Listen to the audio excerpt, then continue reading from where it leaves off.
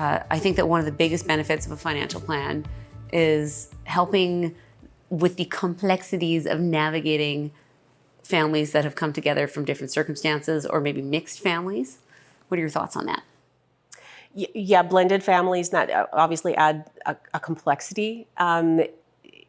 Every couple and every family handles money differently. Right. And I find Everyone's with unique. blended families or people coming into marriage later in life or a second marriage, they tend to keep things or try to keep things a little more separate Right. than maybe people who have come together earlier in life. Mm-hmm. And so that can definitely add some complexities to the financial picture.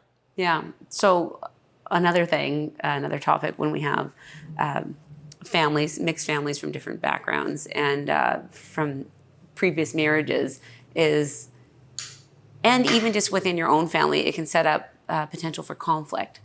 So how does a financial plan help navigate conflict and mitigate the risks of conflict later on? I guess a lot of times it will clarify. You know, a lot of people don't talk about these issues together, or they may think they're talking about it, but aren't really. Yes, yeah. And so by having a third party there and asking certain questions and projecting things out, they can see the impact of some. Well, number one, they can make sure they're on the same page about things, and number two, see how those decisions may have to be tweaked down the road.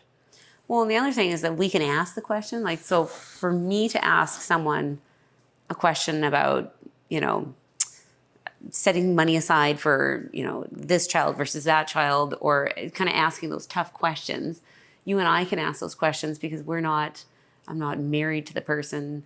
There's no emotional attachment. So it's a very different conversation when it's coming from us than when it's being brought up by your spouse.